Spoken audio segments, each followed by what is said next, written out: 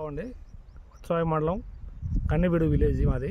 మేము అనిస్టా కంపెనీ వారి భీష్మ అనే వెరైటీని మిర్చి సీడ్ వేయటం జరిగింది. తేజ వెరైటీ.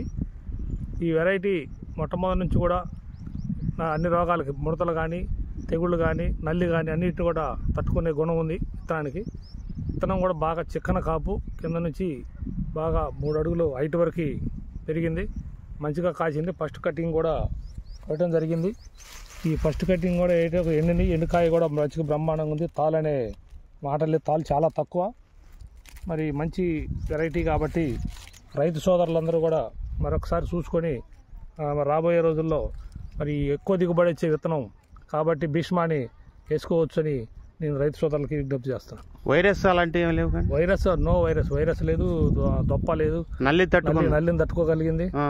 మొండి వెరైటీ, ఒక మొండి వెరైటీ, చాలా మొండి వెరైటీ. కాపు చిక్కన, కాపు చాలా చిక్కన కాపు. 30 క్వింటాలు అసలు కళ్ళు మూసుకునే వద్ది.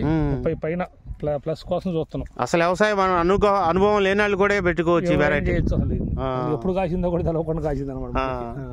మళ్ళీ ఇప్పుడు రెండోసారి కటింగ్ ఎప్పుడు వస్తుందండి? ఇంకా మళ్ళీ మొదలు పెట్టే ఒక వారం ఇది కావటం, మళ్ళీ ఇమ్మంటే మొదలు పెట్ట రెడీగానే ఉంది. మళ్ళీ బండి ఉంది, మళ్ళీ ఎకరానికి 10-12 క్వింటాలు లెక్క కాసి ఉంది. పండి ఉంది. ఇప్పుడు పచ్చికాయ మళ్ళా ఉంది.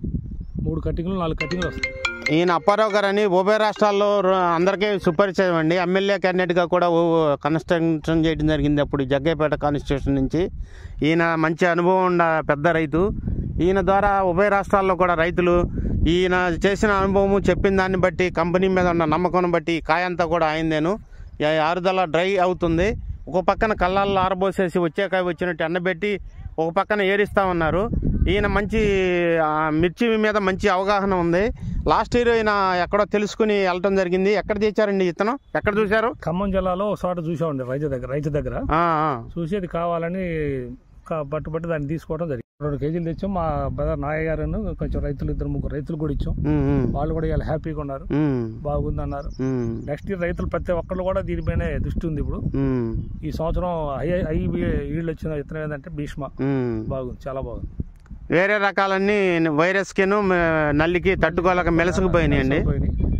ఈ మన భీష్మ మాత్రం లేతోటలాగా ఉంది. ఇప్పుడు పూత ఫ్లవరింగ్ స్టేజ్లో ఉంది. మళ్ళీ ఇప్పుడు సెకండ్ కటింగ్ కూడా బాగానే తెగే అవకాశం ఉంది.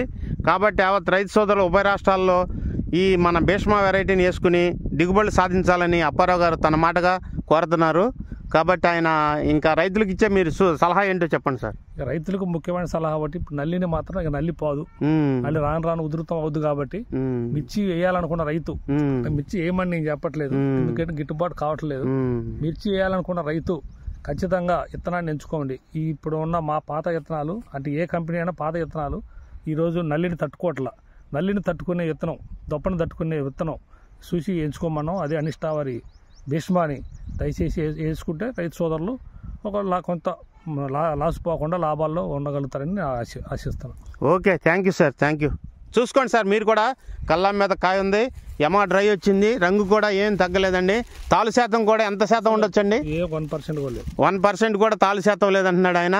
వచ్చినది ఏదో పచ్చికాయ మాత్రమే తాలు అవుతుంది అంటున్నాడు. తాలుకాయ కూడా అదుకోనండి. చూడండి, 180 క్వింటాల్లో కనీసం 2 క్వింటాల లోపే వచ్చేటట్టు ఉంది. అది 2 క్వింటాల కన్నా ఎక్కువదండి.